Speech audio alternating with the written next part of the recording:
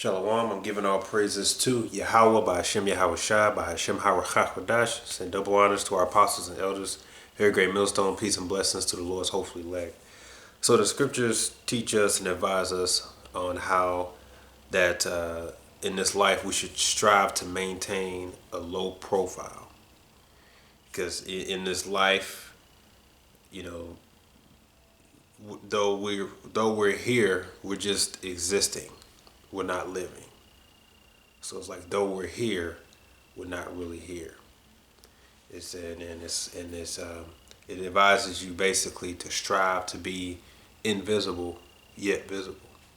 Now, as it came to my heart to put this lesson together yesterday, at the same time, one of the heads of Great Millstone shared this clip, which was like a spiritual alley-oop because it goes right into what I wanted to bring forward.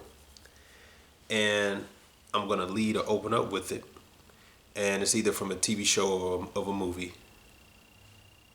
Let's play it.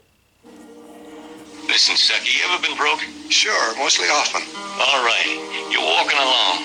Not a nickel in your jeans. You're free as the wind. Nobody bothers you. Hundreds of people pass you by in every line of business. Shoes, hats, automobiles, radios, furniture, everything. And they're all nice, lovable people. And they let you alone. Well, is that right? Then you get a hold of some dough and what happens? All those nice, sweet, lovable people become helots. A lot of heels. They begin creeping up on you, trying to sell you something. They get long claws, and they get a stranglehold on you. And you squirm, and you duck, and you holler, and you try to push them away, but you haven't got a chance. They got you. First thing you know, you own things. A car, for instance. Now your whole life is messed up with a lot more stuff.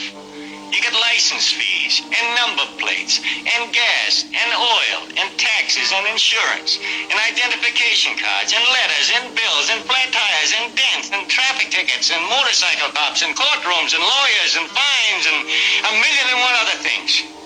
And what happens? You're not the free and happy guy you used to be. You gotta have money to pay for all those things.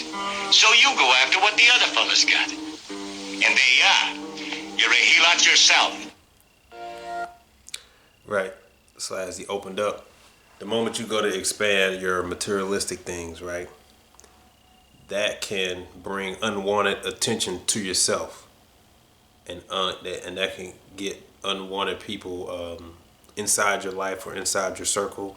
The moment you go and do that, whereas prior, when you had nothing or you had less, to the world you were invisible. Right? So I'll Google low profile.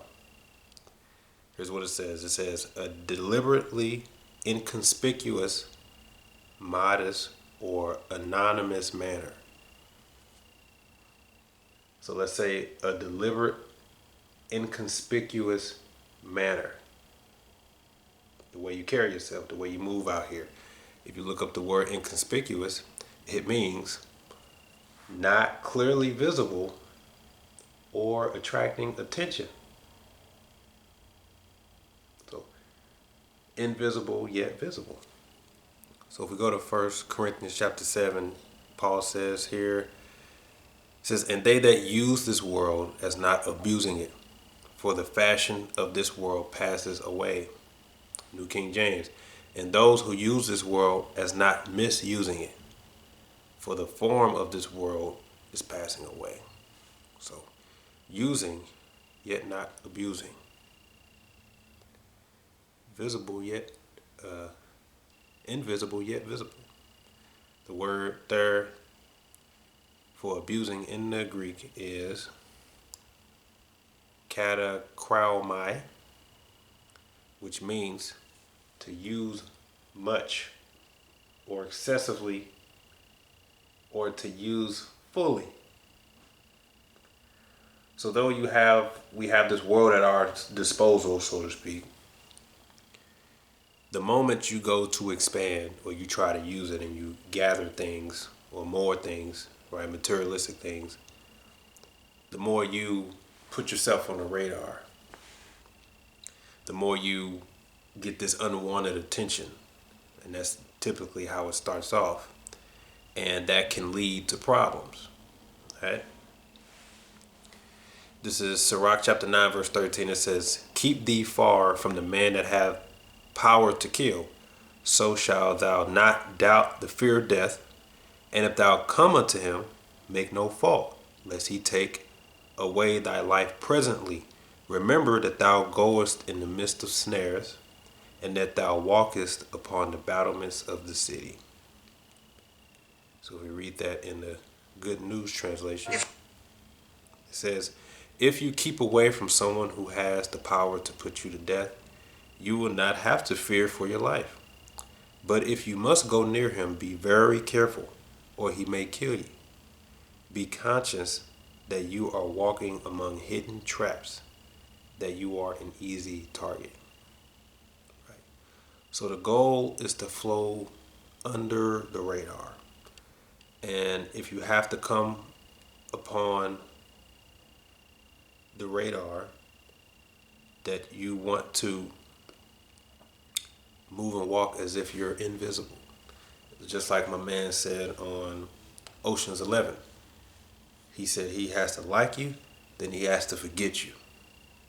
So take that to like your CEOs or your general managers. If they come around, right?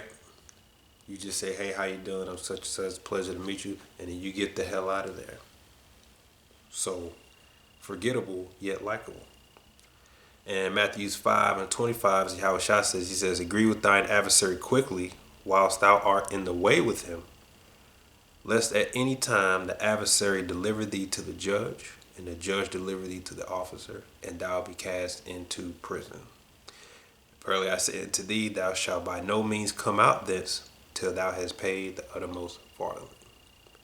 So if you are out there and you can choose to settle an agreement before it gets to that level, or let's say danger arises with some higher up or some higher authorities, you want to use wisdom to prevent you from going before the judge and the officer. You don't even want to get on the radar.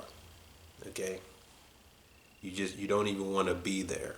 And that's how the scriptures advise us to move in this life. Though we're here, it's like we're not here. And though the world is at our disposal, we must not misuse it, lest you put yourself on the radar, so to speak. It's like, you going after the most beautiful, voluptuous woman, gorgeous woman out there. And let's say you get her. But now with that, now you have unwanted attention, because the same reason you were lured to her is the same reason why every other man out there is going to lure her. In every store, every building, every interaction she has or goes anywhere is going to be there, and that might even be with you, because the fear of the Lord isn't out here. Somebody might try your attention because they desire what it is that you have now. So that can bring unwanted attention to you. And then you could be concerned about what she's doing when you're not around. If it happens while you're around, how much more when she's not around. And then now your problem just increased because you're going after the most beautiful woman and gorgeous woman out there. And the same reason you are is the same reason another man is. Has thou considered a plain Jane? It's less stress. It's stress still there, but it's less stress. See, and you know what I mean by plain Jane. Somebody just decent. Decent looking, decent attitude, right? As 1 Corinthians chapter 6, verse 12 says, it says, all things are lawful unto me, but all things are not expedient. All things are lawful for me, but I will not be brought under the power of any. New King James. All things are lawful for me, but all things are not helpful. That's what that word expedient means. All things are lawful for me, but I will not be brought under the power of any. NLT. You say, quote, I am allowed to do anything, but not everything is good for you. And even though, quote, I'm allowed to do anything, I must not become a slave to anything. Right? So the day you go to expand, say like in your materialistic things, in a sense you become a slave to it, because it takes money to either keep or upkeep that. So now you got to get out there, and now you got to maintain this thing the moment you go to expand. And with that can come unwanted attention and more problems. And though, like I said, the world is ours, so to speak, right? We're Israelites, right? Doesn't necessarily mean we have to do those things. That's why you use it but not misuse it, and strive to live and maintain a low profile. Okay? Invisible yet visible. Because Jake will say, well, Jake want a one wife, then he want two wives. The next thing you know, he'll want four wives. And though you have the power to do those things, doesn't necessarily mean you need those things. And as he went on to explain, if you become a slave to those things, or upkeeping or maintaining those things, now that opens the door for covetousness, because now you have to covet after another man's, or that could lead to you coveting after another man's, right? And that's why the scriptures teach contentment, because contentment, if you content, then there's no room for covetous to take root. As 1 Timothy chapter 6, verse 6 says, but godliness with contentment is great gain. You see? Because if you strive to be content, then there's no room for covetousness. But the moment you go to try to expand your materialistic things, or so to speak, or you go for the greatest of this and that leads to unwanted attention from other people getting your circle, getting your life, and that can lead to covetousness, more issues, more problems, right? But if you content, then you straight. But just because you content doesn't necessarily mean you're uninspired. So contentment, yet not unmotivated. You see how it works? For verse 7, for we brought nothing into this world, and it is certain we can carry nothing out. And having food and raiment, let us therewith be content. So, does that mean that, every now and then you want nice things? Sure, you can have nice things. Every now and then I treat myself to nice things, but I've already weighed everything out in the balance because I understand what comes with that. And the goal, as the scripture says, is to strive to be or maintain a low profile in this life we live. That's why we say be like Clark Kent, which a lot of Israelites don't like it when we say that. Some of them don't. They say it's like being afraid or scared or anything like that, but it's not. They just don't understand this part of the wisdom of the scriptures. So you will find it to be beneficial in this life, Lord's will. So with that, shalom.